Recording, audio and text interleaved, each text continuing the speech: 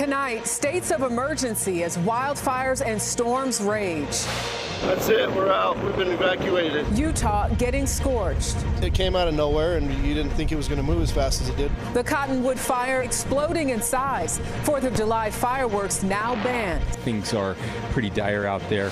Millions under weather alerts. This flash flooding today in Kentucky. I'm meteorologist Andrew Kozak. Severe storms and blazing triple-digit heat from the Rockies heading east. Details on the danger and what you need to know. Race against time. Rescue crews search for signs of life in Venezuela's rubble. The death toll surging, topping 1,400. I'm Camilo Montero Galvez in La Guaira, Venezuela, where rescue workers and families are still desperately searching for survivors in the rubble left behind by two devastating back-to-back earthquakes. New tensions over the Strait of Hormuz. Will the ceasefire hold? I'm Aaron Navarro at the White House. Another tanker hit and Iranian drones target Bahrain after U.S. strikes on Iran. The latest on the flaring hostilities. New York City gets ready for another big event, and clues point to you-know-who. I'm Allie Bauman outside what's known as the world's most famous arena. Will this be where Taylor and Travis tie the knot? It wouldn't be the first wedding here. New reporting tonight on the facts and the frenzy. All that, plus it's the beer that made Milwaukee famous. Why it's the last call this weekend for a Schlitz. Brought back memories of my dad when I was a kid drinking Schlitz. This is the CBS Weekend News from New York with Jerika Duncan. Good evening, everyone, and thank you for joining us on this Saturday. Tonight, a state of emergency has been declared in Kentucky. Thunderstorms today swamped parts of the state. This video taken southeast of Louisville. At least one death has been reported. In Utah, scorching heat is fueling wildfires and another state of emergency. The Cottonwood fire, now the nation's largest. It's one of several major wildfires burning across the West this weekend. CBS's Adam Yamaguchi is in Los Angeles covering it all for us tonight. Adam. Good evening, Jerika. At least a dozen new fires erupted overnight in Utah. The Cottonwood fire started earlier in the week, and it scorched nearly 100,000 acres. Flames racing across a Utah mountainside, embers carried by powerful winds toward homes below. Overnight, the Cottonwood fire exploded, tearing through the Eagle Point ski resort, forcing more communities to evacuate. From my front yard, I can see this mountain here smoldering. It's a little bit concerning with the high winds coming in. Utah's governor calls it the most destructive wildfire in state history for property loss. Those trees there, they look the same as they've looked every other year, but they're not. They're dying inside. They're Roman candles just waiting to be lit. The U.S. Forest Service says weather conditions are better today, but could worsen quickly as temperatures and wind speeds increase. And while wildfire activity in the West expands, the federal wildland workforce is shrinking. The U.S. Forest Service says it's fully staffed after cutting 6,000 employees over the last year. Washington State's Public Land Commissioner David Updegrove says those cuts have weakened the leadership structure behind them. It's about whether or not we have stood up enough complex incident management teams. These aren't the firefighters in the yellow coats putting out the fires. These are the leaders and logistics support that's so critical to put out fires. Updegrove says his state is ready, but warns of the dangers if multiple fires break out across the region. Utah's red flag warnings continue through midnight tonight, but officials warn that those fire dangers will persist as temperatures and winds continue to increase. Jerika? All right, Adam Yamaguchi, thank you. Tonight, millions of Americans are on alert for severe and dangerous weather from the Rockies to the East Coast. As we showed you, Kentucky experienced it today. There's a lot more to come, from flash flooding to blockbuster heat. CBS News meteorologist Andrew Kozak has more on that part of the story. Andrew. Yeah, good evening, Jerika. Some incredible video, and unfortunately, that continues this weekend. Portions of Kentucky and Tennessee, look at all the rain, and that continues with more showers and even severe thunderstorms on the order of 3 to 4 inches of additional rain, along with flash flood watches and warnings. Even severe thunderstorm watches tonight for portions of this area, plus the Carolinas, where we've had dozens of severe thunderstorm warnings, wind, hail, and even an isolated tornado. I want to pivot to the heat right now because that is going to be a very big deal. Continuing continues to be for the Four Corners states, portions of Nevada and California. Fire danger continues, and along with that, the winds anywhere between 50 and 60 miles per hour. Side note, portions of Idaho and Montana could be looking at some snow, 3 to 6 inches, by the way, on the highest elevations. All right, so that heat we've talked about across the midsection of the country, that continues to build all weekend long. And by next week, many areas across the eastern 2/3 of the country, Jerika, could be looking at not just triple-digit heat, but record-breaking heat well into July. All right, Andrew Kozak with a heads up. Thank you. Now to flaring tensions with Iran. Tonight, U.S. forces have struck additional targets near the Strait of Hormuz. Earlier today, Iran struck another ship in the strait and took aim at a U.S. ally. CBS's Aaron Navarro is at the White House with the very latest. Aaron, good evening. Good evening, Jerika. The new volley of strikes between the U.S. and Iran comes just days after Vice President Vance said great progress was made during the first round of negotiations. Now, a fragile agreement signed just 10 days ago is once again threatened. Despite the ceasefire, the U.S. and Iran traded blows over the Strait of Hormuz. The latest escalation began Thursday when an Iranian drone hit a Singapore-flagged container ship. U.S. Central Command retaliated, attacking missile and drone storage locations as well as radar sites on Iran's coast. Today, Iranian state TV broadcast a statement from the regime condemning the U.S. strikes, calling them a clear violation of the Memorandum of Understanding. Bahrain, which is home to the U.S. Navy's Fifth Fleet, said it was targeted by several Iranian drones today. Iran also struck an oil tanker in the Strait of Hormuz, according to a U.S. official. President Trump has repeatedly claimed Iran's military has been decimated by the U.S., despite its continued drone and missile attacks. We still have a fight. They have some capability, not much. They're not winning or anything, but they have some capability. They can still shoot. A maritime body controlled by the U.S. Navy announced a route near Oman on the strait is expanding to allow for more traffic, potentially creating more tension with Tehran. These developments are frankly unsurprising. CBS News national security contributor Sam Vinograd. What does this all mean for the U.S.-Iran ceasefire? Americans may remain directly at risk of getting into the crosshairs of the Iranian regime and the U.S. government if these tit-for-tat escalatory strikes continue. U.S. Central Command says their latest strikes are a direct response to an Iranian drone hitting a Panama-flagged tanker in the strait this morning. They'd say they targeted Iranian military infrastructure, drone storage facilities, and mine layer capabilities. Jerika? Aaron Navarro at the White House. Thank you. Tonight, there is a race against time to save survivors of the earthquakes that devastated Venezuela nearly 3 days ago. The death toll has now topped 1,400. Rescue workers from Virginia and California have arrived to help. CBS's Camilo Montoya Galvez is in one of the hardest hit places in the city of La Guaira. Good evening, Jerika. This port city was the hardest hit by the massive earthquakes. Countless families here have lost loved ones, but they're not giving up just yet. They're sifting through rubble alongside rescue workers looking for any signs of life. Healthcare worker Michael Alvarado is going from street to street in La Guaira, trying to help with recovery efforts. The mindset which we arrived here is basically to provide health for the wounded that are already rescued.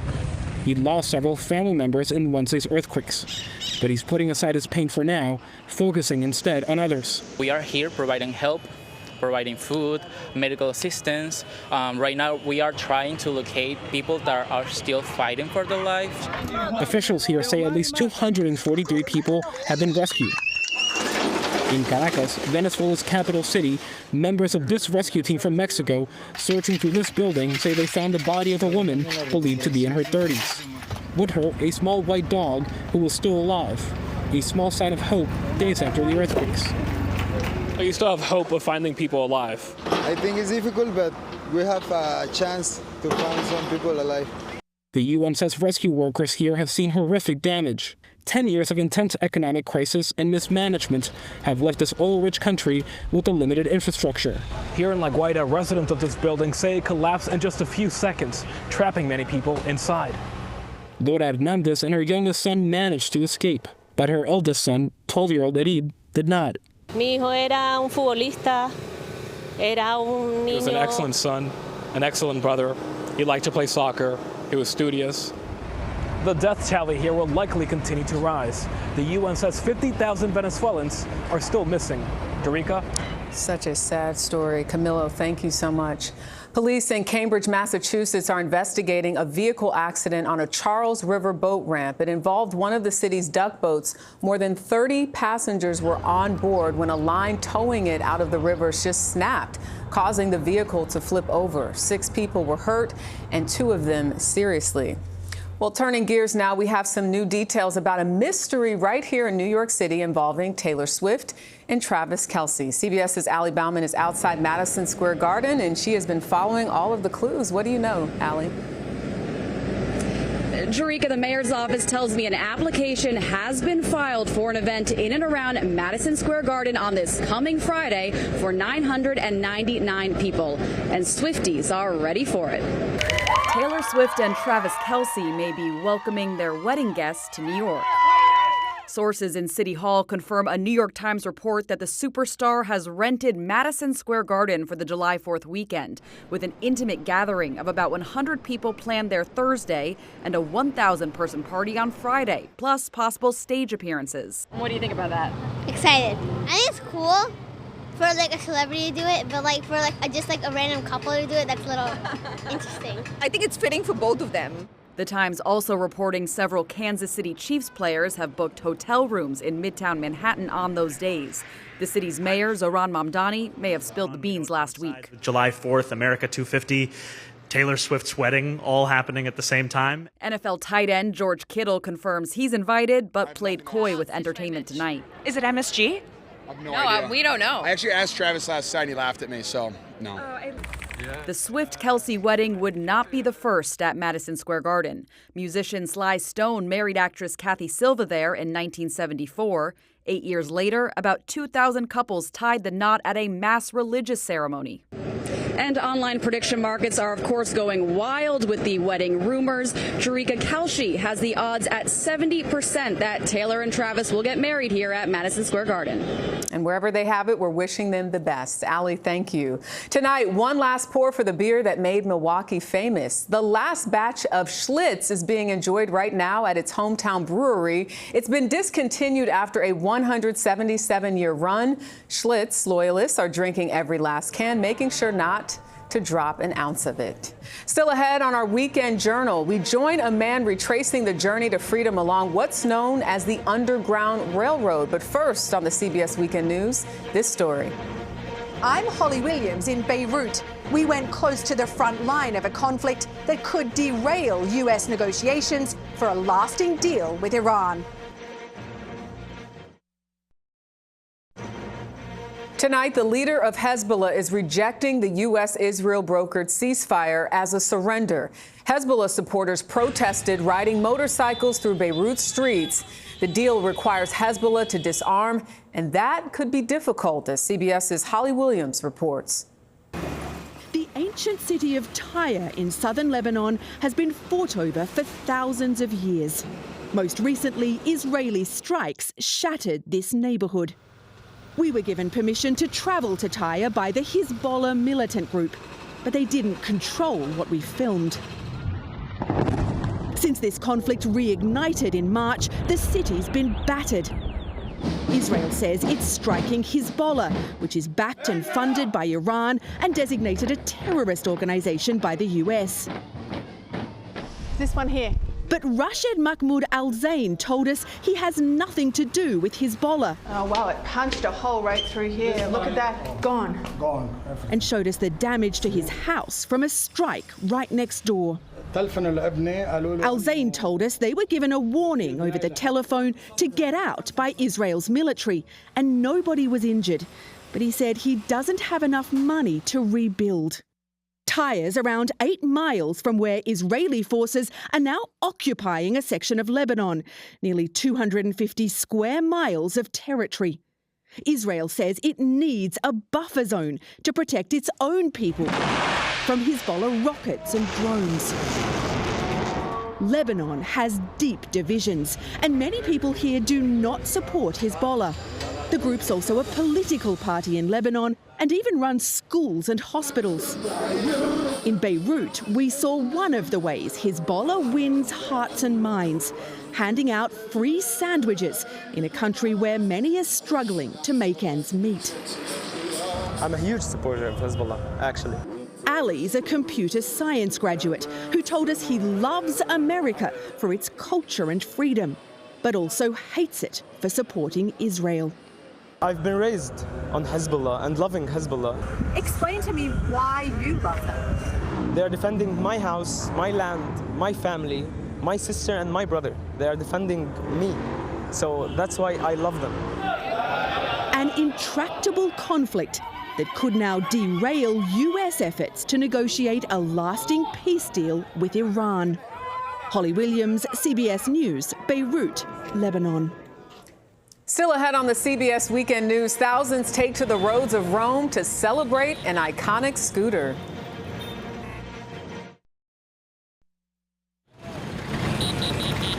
Today, Italians are celebrating an icon of practicality and style. The Vespa is 80. Thousands turned out to mark the occasion. Launched in 1946, the Vespa became a symbol of Italy's rebirth after World War II. Cheap enough for a battered country, practical enough to zip through the ancient alleys of Rome, Naples, and Milan. Looks like fun.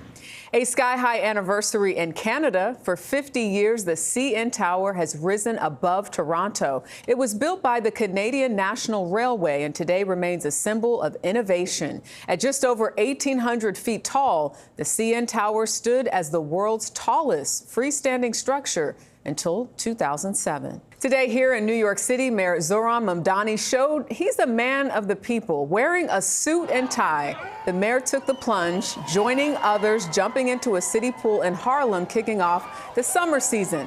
For the record, the suit and tie are a violation of pool policy. Usually bathing suits are required, sir. Next on the CBS Weekend News, retracing a journey to freedom as America marks 250 years. But first, a look back at this day in history.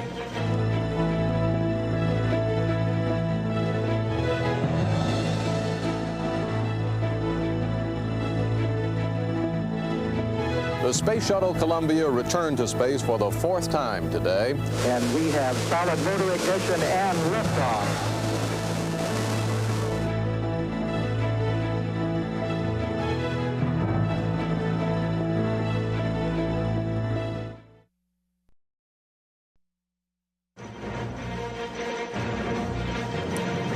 We end tonight with footsteps to freedom. In just 1 week, the nation will mark 250 years since its revolutionary start, a democratic republic where all men were created equal. Yet that promise left out Native Americans, Black people, and women. In our weekend journal, I caught up with a man on the move to remember. With every step, 62-year-old Anthony Cohen is thinking about the people who walked before him. As part of the Underground Railroad, comprised of secret routes, the enslaved traveled where they could be free. Cohen chose a path starting in his home state of Maryland. He calls it the Freedom Walk, a reminder of this nation's history since its founding nearly 250 years ago. New York was one of the key places on the Underground Railroad. I joined Cohen in New York, day 20 of a 60-day trek. There were people that were enslaved in New York, but then you had Black people who were free. Yes, and those free Black communities is where freedom seekers actually found shelter, cover, assistance, and were then able to get to the next stop. Cohen took a similar journey 30 years ago, retracing the route from the American South to freedom in Canada. He then founded the Menaire Foundation, a nonprofit dedicated to preserving the Underground Railroad legacy. I've used a lot of historic maps, accounts of the time. Along this journey, Cohen sometimes uses different forms of transportation, like this train to upstate New York that closely follows parts of the Underground Railroad. Hey, brother. Tom DeWolf, whose family was once the largest slave trader in the United States, is on the Freedom Walk. I said, but I'm a white guy. And he said, white people white people helped. And then he said, you can write a new legacy for your family. The walk is attracting people of all backgrounds, exercising their right to be free. Any freedom movement is about putting one foot in front of the other and going for it. Got to start somewhere. Well, Cohen said the walk will end on July 4th in Toronto. He'll celebrate America's independence in a different country, one that once provided freedom to thousands seeking it. And this programming note, mark your calendars. Join CBS News on the 4th of July for our primetime special, The Great American Block Party 250. That is the CBS Weekend News for this Saturday. Thank you so much for joining us. I'm Jerika Duncan in New York. Have a great night, and we'll see you tomorrow.